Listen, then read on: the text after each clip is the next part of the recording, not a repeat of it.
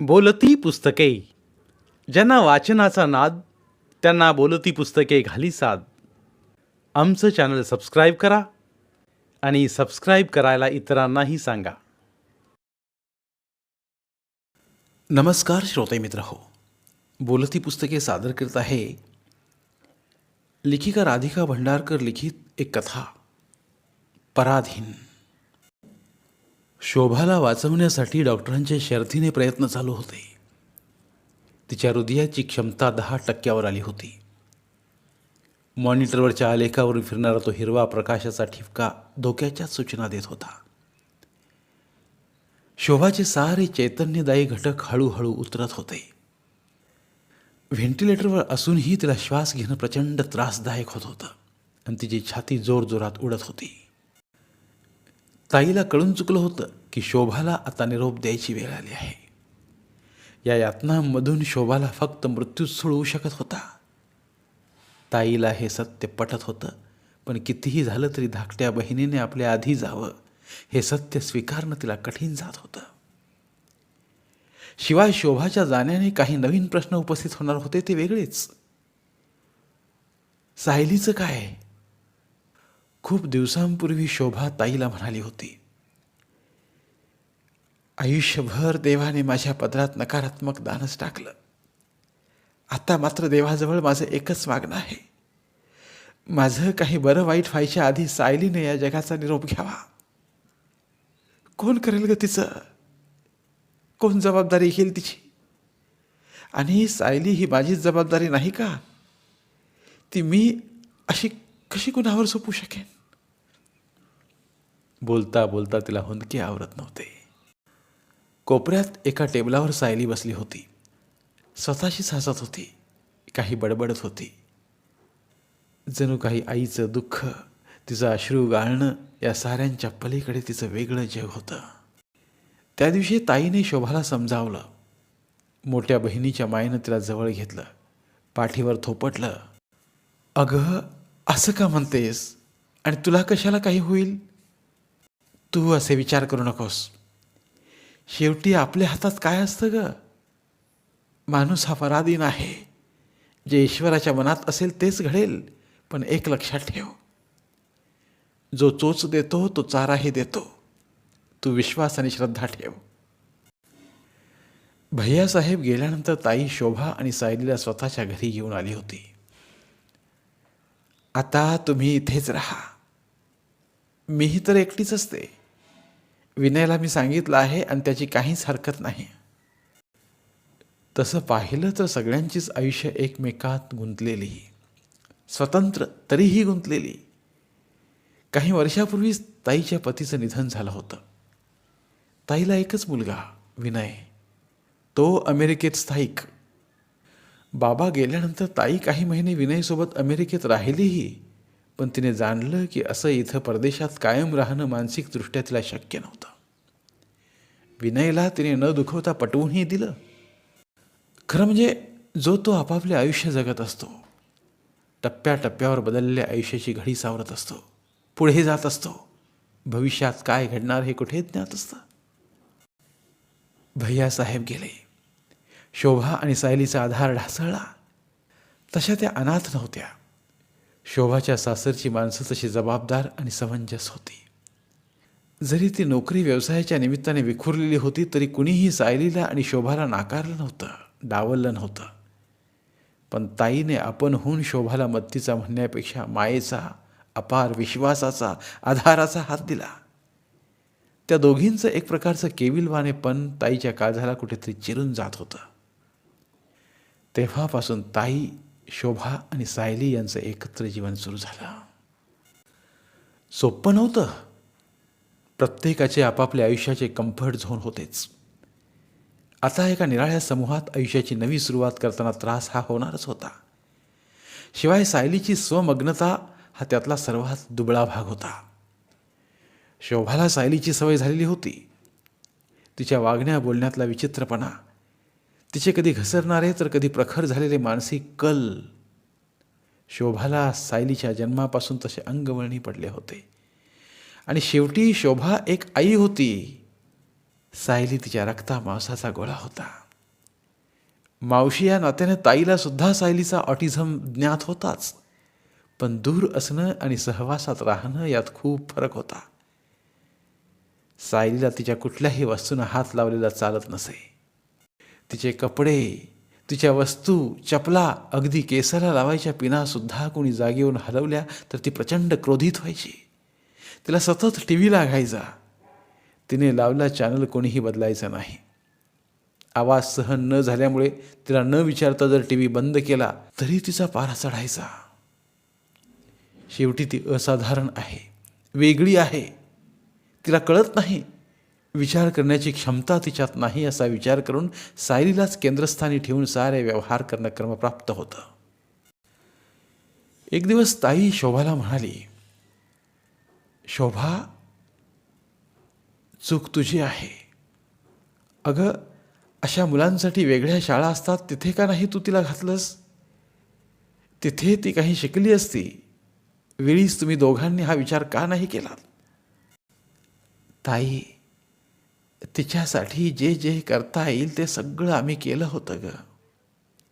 तिच्याकडे दुर्लक्ष व्हायला नको म्हणून आम्ही दुसऱ्या मुलाचाही विचार केला नाही, पण नशिबाचे फासे उलटेच पडले.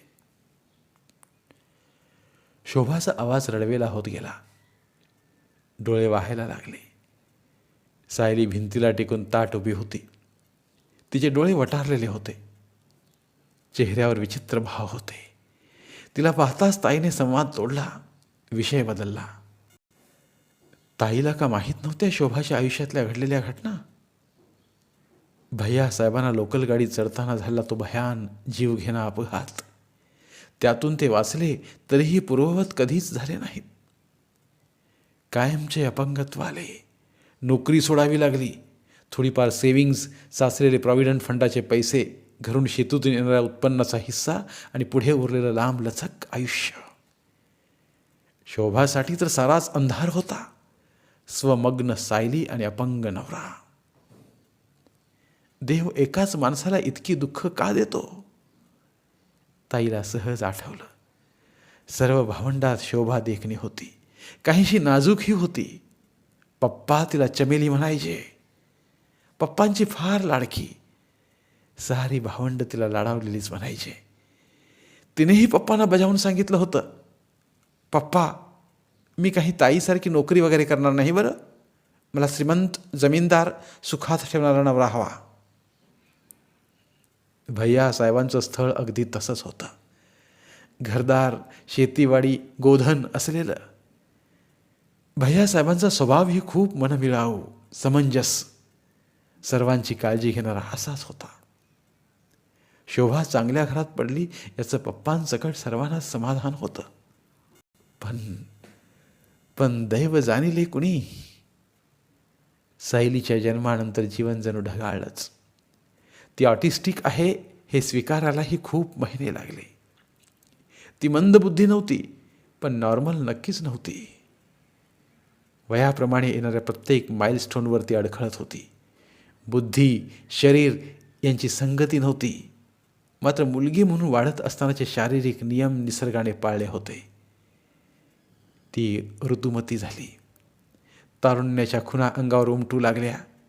पण हे तारुण्य मोरपिशी नव्हतं, ते विकृत भासत होतं. त्या तारुण्यात स्वप्नांची पिसं नव्हती, भुताटकीचा नाच होता. तिच्या अंगावर चढणाऱ्या गोलाईने शोभाचं ऊर धडधडत होतं. एकदा तिला स्वप्नही पडलं होतं.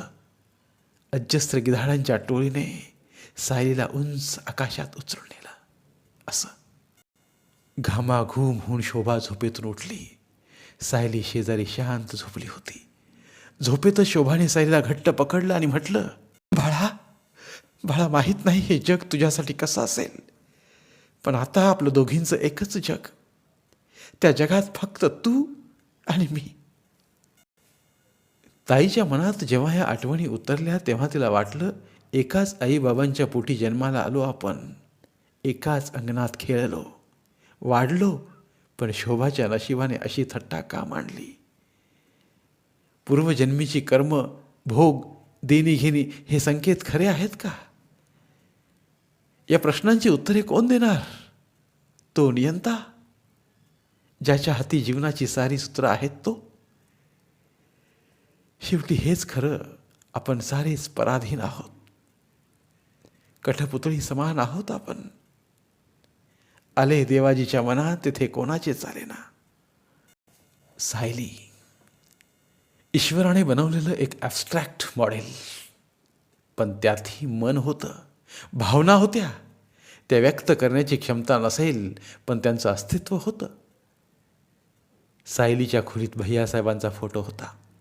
त्या फोटोशी ती गप्पा करायची, असंबंध बडबड करायची. शोभाला कोणी बोललं, शोभा रडली तर तिला आवडायचं नाही. ती कधी आरडाओरडा करून हातवारी करून व्यक्त करायची. तिच्याजवळ एक बाहुली होती. कधी असं वाटायचं त्या बाहुलीत ती स्वतःची प्रतिमा पाहते. त्या बाहुलीवर ती प्रेमही करायची, तर कधी तिचा रागही करायची. सायलीच्या वागण्याचं हसूही यायचं आणि करुणाही वाटायची. शोभाची मृत्यूशी अखेरची झुंज चालू होती. विनय आला होता. शोभाचे दीर जाऊ आले होते. तेही आता वयस्कर झाले होते, थकले होते.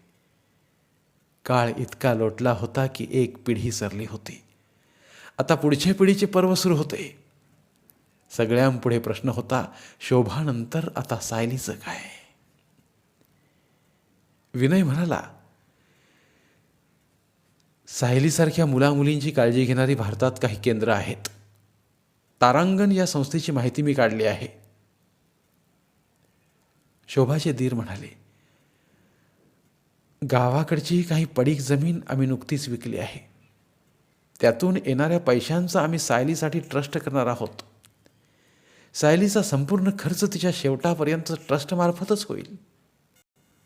शोभाचा शेवटचा क्षण आणि सायलीचे उर्वरित आयुष्य हे दोनच विषय सर्वांच्या मनात घोळत होते. या विषयावर जे काही ठरवायचं ते त्यांना नंतर नसतं का पार पाडता आलं? पण कदाचित आज सर्वजण एकत्र आहेत, उद्याचं काय माहीत, सारेच विखुरतील. पण या सगळ्या उहापोहात फक्त विनयच्या लक्षात आलं की सायली कुठेच दिसत नाही. गेली कुठे? ती एकटी जिना उतरून कुठेही जात नाही. पण आता यावेळेस ती घरात नाही हे सत्य होतं. मग ती गेली कुठे? एक वेगळीच धावपळ सुरू झाली. शोधाशोध, रस्तोरस्ती, गल्लोगल्ली, मंडईत, मंदिरात, उद्यानात, सर्वत्र. सायली कुठेही सापडली नाही. पोलीस चौकीत तक्रार नोंदवली. तपास चक्र सुरू झालं. शोभाचा श्वास मंद होत चालला होता. एकीकडे ताईने मृत्युंजयाचा जप चालवला होता, त्र्यंबकम यजामहे सुगंधिम, आणि दुसरीकडे सायलीची शोधाशोध. मध्यरात्री पोलिसांचा फोन आला. विनयच हॉस्पिटलमध्ये गेला. पांढऱ्या चादरीत देह गुंडाळला होता. मखमलीच्या तळ्यात पोलिसांना एक मृतदेह सापडला होता. विनयने चेहऱ्यावरची चादर हळूहळू उचलली. तो निरागस, निर्विकार, निश्चेष्ट चेहरा सायलीचा होता. शवविच्छेदनाच्या अहवालात अपघात अशी नोंद होती. सापडलेल्या वस्तूंमध्ये सायलीची बाहुली होती. तिचा पार लोळागोळा झाला होता. त्या क्षणी अतिदक्षता विभागातून परिचारिकेचा संदेश आला. सॉरी, शी इज नो मोर. शोभा गेली, मुक्त झाली. शोभाच्या आयुष्यात एकच गोष्ट मनासारखी झाली होती. त्या अनोळख्या जगात शोभा आणि सायलीने हातात हात घालून प्रवेश केला होता. लोकांसाठी ही जरी शोकांतिका असली तरी शोभाच्या दृष्टीने ही एक तिच्या आयुष्यात घडलेली फार मोठी सुखांतिका होती. तिच्यासाठी असा शेवट सकारात्मक होता. आता तिचा आत्मा मुक्त झाला असेल. नियतीच्या दृष्टीने सायलीने घेतलेल्या या जगाचा निरोप म्हणजे एक समर्पित दान होतं तिच्या जन्मदात्रीसाठी. या इहलोकात प्रश्न एकच होता, का आपण जाणाऱ्याची, त्याच्या मागे उरणाऱ्यांची चिंता करतो? याला त्याला नशिबाला दोष देतो, जर तर करतो. कोणाचा दोष असतो? दोष ना कुणाचा. पराधीन आहे जगती पुत्र मानवाचा. धन्यवाद. पुन्हा भेटूया एका नवीन कथेसह. मराठीतील प्रतिभावंत लेखकांचं साहित्य, कथा, कादंबऱ्या ऐकण्यासाठी आमचं बोलती पुस्तके हे चॅनल सबस्क्राईब करा आणि मराठी साहित्याचा प्रसार करण्यासाठी प्रत्येक मराठी माणसाला सबस्क्राईब करण्यासाठी आवाहन करा आणि बोलती पुस्तके या साहित्य चळवळीत सहभागी व्हा. आपले पुन्हा एकदा धन्यवाद.